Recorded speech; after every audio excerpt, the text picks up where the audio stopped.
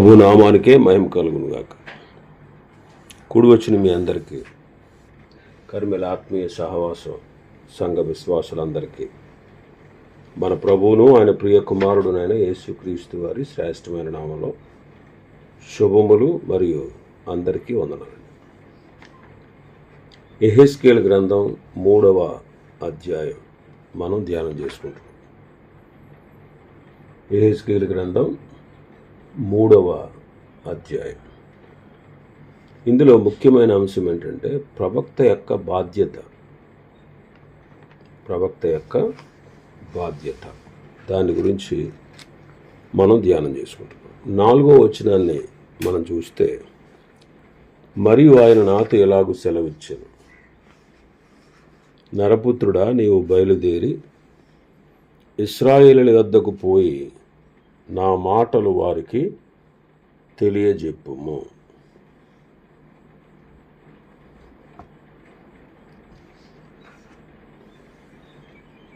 ఈ ప్రజలను గూర్చి 2వ అధ్యాయంలో మనం చూస్తాం వాళ్ళు ఎలాంటి వారు. ఇక్కడ ప్రభు, నరపుత్రుడా, నీవు బయలుదేరి ఇశ్రాయేలు వద్దకు పోయి నా మాటలు వారికి తెలియజేయము అంటున్నాడు. ఈనాడు దేవుని సేవకులు దేవుని మాటలు అందించాలి. దేవుని మాటల్లో మనం ఏది కూడా చేర్చకూడదు, ఏది తీసేయకూడదు. సామెతల గ్రంథకర్త అంటాడు, 30వ అధ్యాయం 6వ వచనాన్ని చదివితే, ఆయన మాటలతో ఏమీ చేర్చకము, ఆయన నిన్ను గద్దించునేమో, అప్పుడు నీవు అబద్ధికుడవదువు అంటారు. ద్వితీయోపదేశకాండం 4వ అధ్యాయం 2వ వచనం, మీ దేవుడైన యెహోవా మీకు ఇచ్చు ఆజ్ఞలను మీకు ఆజ్ఞాపించుచున్నాను, వాటిని గైకొనుట యందు నేను మీకు ఆజ్ఞాపించిన మాటతో దేనిని కలపకూడదు, దానిలో నుండి దేనిని తీసివేయకూడదు. 12వ అధ్యాయం ద్వితీయోపదేశకాండం 32వ వచనాన్ని చూస్తే, నేను మీకు ఆజ్ఞాపించుచున్న ప్రతి మాటను అనుసరించి చేయవలను, దానిలో నీవు ఏమీ కలపకూడదు, దానిలో నుండి ఏమీ తీసివేయకూడదు. ప్రకటన గ్రంథం 22వ అధ్యాయం 18వ వచనం, ఈ గ్రంథమందున్న ప్రవచన వాక్యములను విను ప్రతి వానికి నేను సాక్ష్యం ఇచ్చినది ఏమనగా, ఎవడైనను వీటితో మరి ఏదైనాను కలిపిన ఎడల ఈ గ్రంథములో రాయబడిన తెగుళ్ళు దేవుడు వానికి కలుగజేయను. ఎవడైనను ఈ ప్రవచన గ్రంథమందున్న వాక్యములలో ఏదైనాను తీసివేసిన ఎడల దేవుడు ఈ గ్రంథములో వ్రాయబడిన జీవవృక్షములోను పరిశుద్ధ పట్టణంలోను వానికి పాలు లేకుండా చేయును అంటారు. కాబట్టి దేవుని యొక్క మాటలకు మనం ఏమీ చేర్చకూడదు, ఏమీ తీసివేయకూడదు. కాబట్టి నా మాటలు వారికి తెలియజెప్పుము అన్నారు. 5వ వచనం చూస్తే, నీవు గ్రహింపలేని యాస మాటల పలుకు జనుల యొద్దకు కాదు, ఇశ్రాయేలుల యొద్దకే నిన్ను పంపుచున్నాను అన్నారు. నీవు గ్రహింపలేని యాస మాటల పలుకు జనుల యొద్దకు కాదు, ఇశ్రాయేలుల యొద్దకే పంపుచున్నాను. యెహెజ్కేలు కల్దీయ భాష మాట్లాడే బబులోన్లో ఉన్నాడు. వారి భాష, వారి మాటలు పలకడం చాలా కష్టం. వారి సంస్కృతి సాంప్రదాయాలు వేరు. కాబట్టి వారి దగ్గరికి కాదు ఆయన పంపించింది. నీవు గ్రహింపలేని యాస మాటల పలుకు అన్ని జనుల యొద్దకు నిన్ను పంపలేదు. ఒకవేళ అలాంటి వారి దగ్గరికి నేను పంపితే వాళ్ళు నీ మాట వింటారన్నారు. ఇశ్రాయేలు యొద్దకే పంపుచున్నారు. ఈ మాటలను బట్టి చూస్తే ఇశ్రాయేలు యొద్ద దేవుని మాటలు అందించాల్సిన ఆవశ్యకత ఉంది. ఎందుకంటే ఆ ప్రజలు దేవుని మార్గంలో నుండి తొలగిపోయారు, భ్రష్టులైపోయారు. అందువలననే ప్రవక్త వారి మధ్య దేవుని మాటలు అందించాలని ప్రభు చెప్తా ఉన్నారు. ఈనాటి దినాల్లో కూడా ఇదే పరిస్థితి కనబడతా ఉంది. సంఘాలలో ఆత్మీయత చల్లారిపోయింది, నులివెచ్చని స్థితి కనబడతా ఉంది. సహోదర ప్రేమ తగ్గిపోయింది. కలహములు, కక్షలు, పార్టీలు ఎక్కువైపోయినాయి. సత్ప్రవర్తన, ప్రార్థనా జీవితం, దాతృత్వం ఇవన్నీ అడుగంటిపోయినాయి. ఈనాటి సంఘముల పరిస్థితి చాలా దుఃఖకరంగా కనబడతా ఉంది. కనుక మనం యెహెజ్కేలు వలె ఆత్మతో నింపబడిన బోధకులు, దైవ సత్యంలో ఉన్నది ఉన్నట్లు విశదీకరించేటువంటి దేవుని భక్తులు అవసరత ఎంతైనా సంఘానికి ఉంది. కనుక ప్రభు పిల్లలమైనటువంటి మనం సంఘం విషయంలో కన్నీటితో ప్రార్థించి సంఘములలో దిద్దుబాటు జరుగునట్లుగా, గొప్ప ఉజ్జీవం కలుగునట్లుగా పనిచేయాలి. అయితే 6వ వచనంలో నీవు గ్రహింపలేని యాస మాటల పలుకు అన్యుల యొద్దకు నిన్ను పంపట్లేదు. అట్టి వారి యొద్దకు నేను నిన్ను పంపిన ఎడల వారు నీ మాటలు వింటారు అంటారు. వాళ్ళు నీ మాటలు వింటారు. ఎవరి దగ్గర పంపితే? అన్యుల దగ్గర.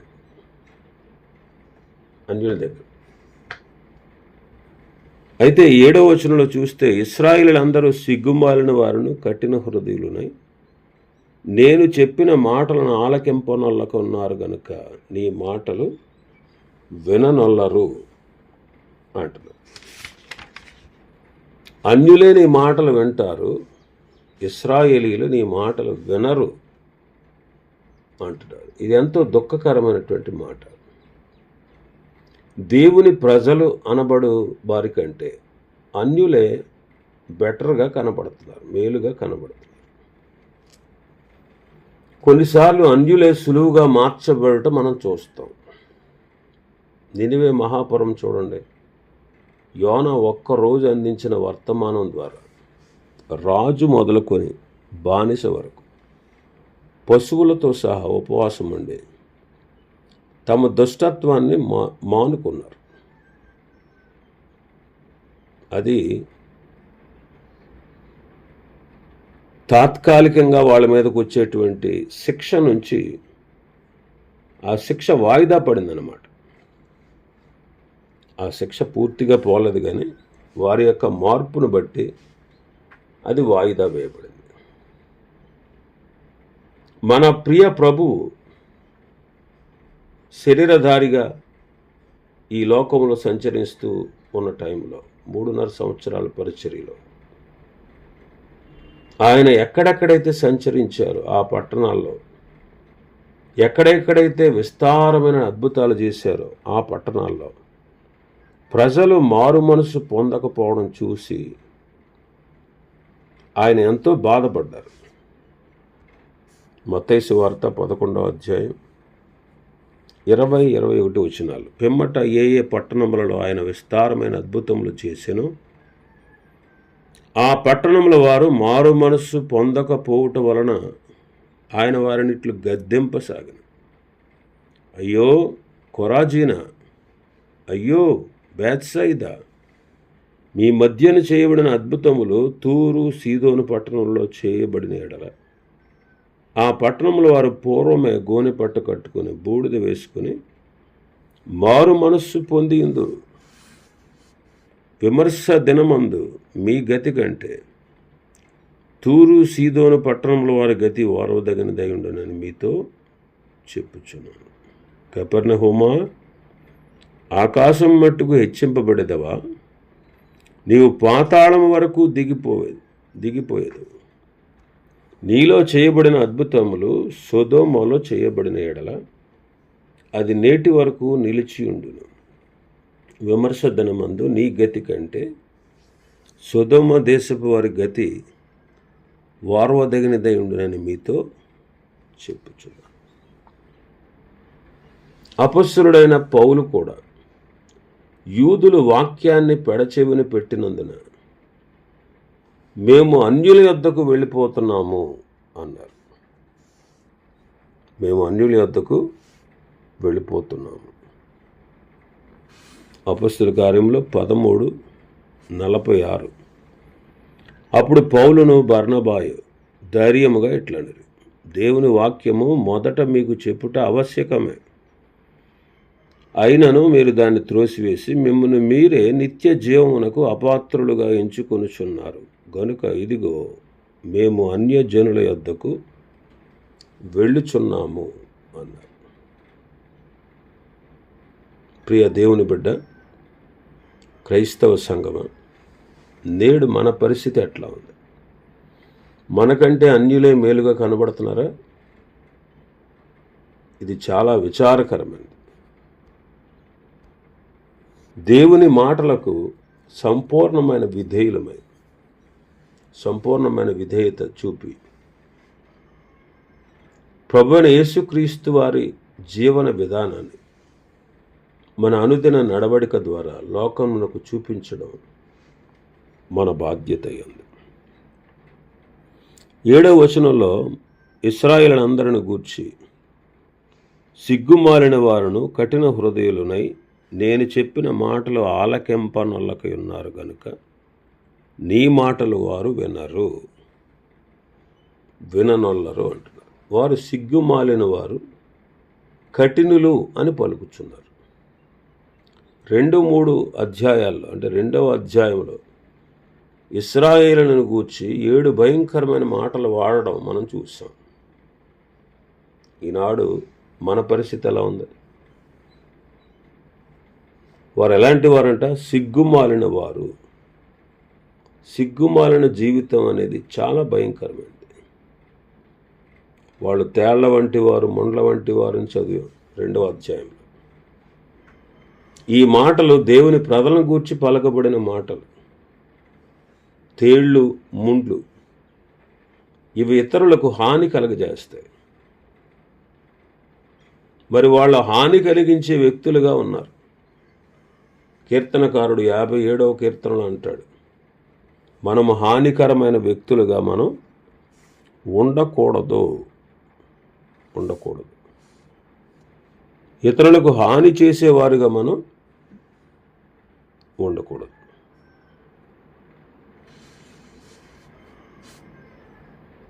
మృంగగోరు వారు దోషణ మాటలు పలుకున్నప్పుడు దేవుడు తన కృపాసత్యాలు పంపుతాడు. నా ప్రాణము సింహముల మధ్య ఉన్నది, కోపోద్రేకుల మధ్య నేను పండుకున్నాను. వారి దంతములు శూలములు, అవి అంబులు, వారి నాలుక వాడిగల కత్తి. 57వ కీర్తనలో ఆ మాటలు మనం చదువుతాం. కాబట్టి ఇతరులకు హానికరమైన మాటలు పలికేవారుగా, ఇతరులను బాధించేవారుగా, ఇబ్బంది పెట్టేవారుగా మనం ఉండకూడదు. మన సంభాషణ కృపాసహితముగా ఉండాలి. ఎందుకంటే మన మాటలన్నీ కూడా దేవుని గ్రంథములో లిఖితమై ఉన్నాయి. ఆ విషయాన్ని మనం గుర్తుపెట్టుకోవాలి. అప్పుడు యెహోవా యందు భయభక్తులు గలవారు ఒకరితో ఒకరు మాట్లాడుకొనుచుండగా యెహోవా చెవియొగ్గి ఆలకించెను. మరియు యెహోవా యందు భయభక్తులు కలిగి ఆయన నామమును స్మరించుచూ ఉండు వారికి జ్ఞాపకార్థముగా ఒక గ్రంథము ఆయన సముఖమందు వ్రాయబడింది. కాబట్టి మన పరిస్థితి నాడు ఎలా ఉందో ఒక్కసారి మనం పరీక్షించుకోవాలి. 8-9 వచనాలు చూస్తే, ఇదిగో వారి ముఖం వలన నీ ముఖమును కఠినమైనదిగా నేను చేసేదను, వారి నుదురు వలె నీ నుదురును కఠినమైనదిగా చేసేదను. నీ నుదురు చెకుముకు రాతి కంటే కఠినముగా ఉండు వజ్రము వలె చేసేదను. వారికి భయపడకము, వారందరూ తిరుగుబాటు చేయువారైనను వారిని చూచి జడియకుము అంటారు. ఇదిగో వారి ముఖముల వలె నీ ముఖము కఠినమైనదిగా, వారి నుదురు వలె నీ నుదురు కూడా చెకుముకి రాతి వలె చేస్తాను.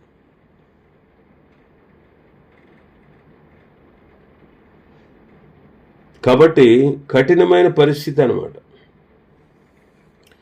అలాంటి వారి మధ్యలో కూడా నీవు నిలిచి దైవ సత్యాలు ప్రకటించాలి. వారికి భయపడొద్దు, వారికి జడియవద్దు అంటున్నారు. వారికి భయపడవద్దు, వారికి జడియవద్దు. ఎందుకంటే ప్రభువు మన పక్షాన ఉన్నాడు, ఆయన మనతో ఉంటాడు. ఆ సత్యాన్ని భక్తునికి తెలియజేస్తున్నాడు. ఇంకా మనం చూస్తే 10-11 వచనాల్లో చూస్తే, నరపుత్రుడా, చెవియొగ్గి నేను నీతో చెప్పు మాటలన్నిటినీ చెవులార విని నీ మనసులో ఉంచుకొని బయలుదేరి చెరలోనున్న జనుల యొద్దకు పోయి ఈ మాటలు ప్రకటింపు. వారు వినినను వినకపోయినను ప్రభువైన యెహోవా ఇలాగు సెలవిచ్చుచున్నాడని చెప్పుమని ఆయన నాతో చెప్పాను. నేను నీతో చెప్పిన మాటలన్నీ కూడా చెవులారా విను, మనసులో ఉంచుకో, చెరలో ఉన్న ప్రజల యొద్దకు వెళ్ళు, వారికి ప్రకటించు అంటున్నారు. వారు విన్నా సరే వినకపోయినా సరే ప్రభువైన యెహోవా ఇలాగ సెలవిస్తున్నాడు అని చెప్పమని. మనం విన్నటువంటి సత్యాన్ని మన హృదయాల్లో భద్రంగా ఉంచుకోవాలి, లేకపోతే దుష్టుడు ఎత్తుకుపోతాడు. ఆ విన్న సత్యాలు లోకానికి, మొదటిగా మనకు, తర్వాత మన కుటుంబానికి, తర్వాత సంఘానికి, తర్వాత లోకంలో ఉన్న ప్రజలకు అందించాలి. ఇంకా 12వ వచనం నుంచి మనం చూస్తే, మొదటి అధ్యాయంలో ఉన్నటువంటి దర్శనాన్ని గురించి కొంత చెబుతా ఉన్నాడు భక్తుడు. 12వ వచనంలో మనం చూస్తే, అంతలో ఆత్మ నన్ను ఎత్తుకొని పోగా యెహోవా ప్రభావమునకు స్తోత్రము కలుగునుగాక అను శబ్దం ఒకటి ఆయన ఉన్న స్థలంలో నుండి ఆర్భాటముతో నా వెనుక పలుకుట వింటిని. ఆత్మ నన్ను ఎత్తుకొని పోగా అంటున్నాడు. అంటే ఇక్కడ యెహెజ్కేలు ఆత్మ స్వాధీనములో ఉన్నాడు. అపొస్తలుడైన యోహాను గారు కూడా ఆత్మ నన్ను ఎత్తుకొని పోగా అంటున్నాడు. ప్రకటన గ్రంథం 1వ అధ్యాయం 10వ వచనంలో నేను ఆత్మవశుడనై అంటాడు. నేను ఆత్మవశుడనై.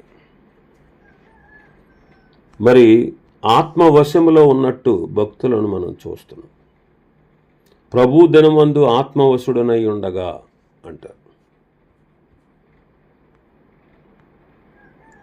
వెంటనే నేను ఆత్మవశుడనైతిని అంటారు 4వ అధ్యాయం 2వ వచనంలో. వెంటనే నేను ఆత్మవశుడనైతిని.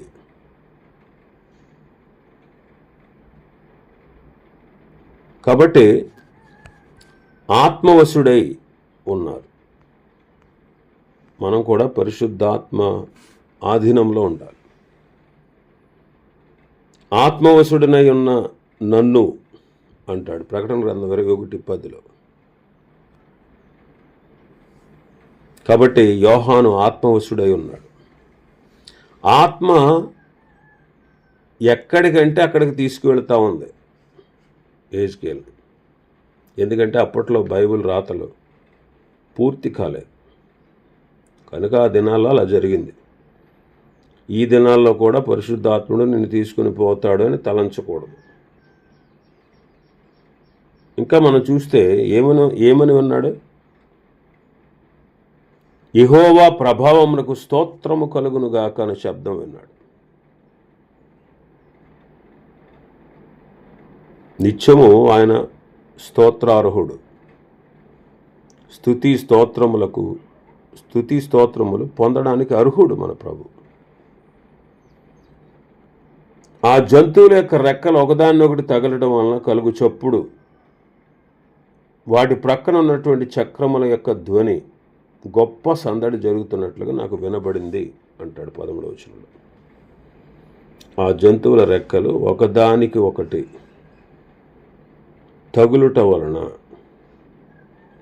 కలిసి ఉన్నప్పుడు ఉన్నటువంటి శబ్దం అంటాడు. ఇది ఐక్యతను సూచిస్తూ ఉంది.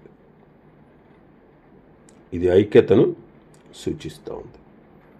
ఇంకా 14వ వచనంలో చూస్తే, ఆత్మ నన్ను ఎత్తుకుని పోగా నా మనస్సునకు కలిగిన రౌద్రాగ్ని చేత బహుగా వ్యాకులపడుచు కొట్టుకొని పోయినప్పుడు యెహోవా హస్తము నా మీదకి బలముగా వచ్చాను. దేవుని ఆత్మ ఆయనకి ఎప్పుడూ సహకారిగా ఉండను. దేవుడు తన హస్తము వలన అతన్ని ఆదుకున్నాడు. దేవుని హస్తము మనకు అనేక ఉపకారాలు చేసినట్లుగా పరిశుద్ధ గ్రంథాల్లో మనం చదువుతాం. దేవుని హస్తాన్ని గురించి అనేక సత్యాలు పరిశుద్ధ గ్రంథంలో మనం గ్రహించగలం. ఇంకా 15వ వచనంలో మనం చూస్తే, నేను కెబారి నది దగ్గర తేలాబీబు అను స్థలమందు కాపురముండు చెరపట్టబడిన వారి వద్దకు వచ్చి వారు కూర్చున్న స్థలమందు కూర్చుండి ఏమీ చెప్పకయు కదలకి ఉన్నవాడన 7 దినములు వారి మధ్య ఉంటుంది. చెరపట్టబడిన వారి వద్దకు వచ్చి వారు కూర్చున్న స్థలంలో కూర్చుండి ఏమీ చెప్పట్లేదు, కదలకుండా ఉన్నవాడై 7 దినాలు ఉన్నారు. చెరలో ఉన్న ఇశ్రాయేలు యొక్క దుస్థితిని చూచి నిర్ఘాంతపోయాడు అనమాట. యోబును కూడా దర్శించడానికి స్నేహితులు వచ్చారు.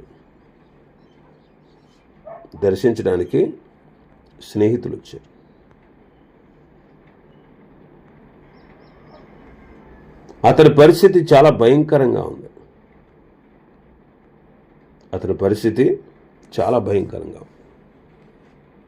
అతని సర్వస్వాన్ని కోల్పోయాడు, పైగా ఆరోగ్యాన్ని కూడా కోల్పోయాడు. అతడు గుర్తుపట్టలేని విధంగా ఉన్నాడు. బూడిదలో కూర్చున్నాడు. అరికాలు మొదలుకొని నడినెత్తి వరకు బాధగల కురుపులతో యోబు మొత్తబడ్డాడు. అతని భార్య వచ్చి, ఇంకా నువ్వు యథార్థతను వదలకు ఉంటావా? దేవుని దూషించి మరణమైపో అంది. అయినా సరే యోబు ఏ విషయంలో కూడా దేవుడు అన్యాయం చేశాడని, కీడు చేశాడని ఆయన ఎప్పుడూ చెప్పలేదు. అతని స్నేహితులు వచ్చారు. అతనికి సంభవించిన ఆపదలను గూర్చి విని అతనితో పాటు కలిసి దుఃఖించడానికి, అతను ఓదార్చడానికి వెళ్ళాలని ఆలోచించుకొని తమ స్థలాలు విడిచి వచ్చారు. వారు వచ్చి దూరంగా నిలబడి కన్నులెత్తి చూసినప్పుడు అతన్ని పోల్చలేక తమ వస్త్రాలు చింపుకొని ఆకాశం తట్టు తలల మీద ధూళి చల్లుకొని ఎలుగెత్తి ఏడ్చారంట. అతని బాధ అత్యధికంగా ఉందని గ్రహించి ఎవరు అతనితో ఒక్క మాట అయినా పలకకుండా రేయింబగళ్ళు 7 దినములు అతనితో కూడా నేలను కూర్చున్నారు అని యోబు గ్రంథం 2వ అధ్యాయంలో చదువుతాం. వారి యొక్క చెరలోనున్న ఇశ్రాయేలు యొక్క దుస్థితిని చూచి అతను నిర్ఘాంతపోయాడు. ఇశ్రాయేలు స్థితి ఇక్కడ ఘోరంగా కనబడతా ఉంది. కాబట్టి ఈనాడు మనం కూడా విశ్వాసుల పరిస్థితి, సంఘ పరిస్థితి, మన పరిస్థితులు చూసినప్పుడు మనం కూడా ప్రభు సన్నిధిలో కాలము గడిపి ఆయన శరణు కోరి ఆయన ప్రార్థించి అనేకులను సరైన విధానంలోకి మనం దేవుని శక్తి ద్వారా వారిని నడిపించాల్సిన బాధ్యత మన మీద ఉంది. ఇక చాలా విషయాలు ఈ అధ్యాయంలో ఉన్నాయి. ప్రభు చిత్తమైతే రేపటి దినం మరికొన్ని విషయాలు ధ్యానం చేసుకుందాం. దేవుడి వర్తమాన వాక్యాన్ని మన వినికిడిలో ఆశీర్వదించును గాక. ఆమేన్.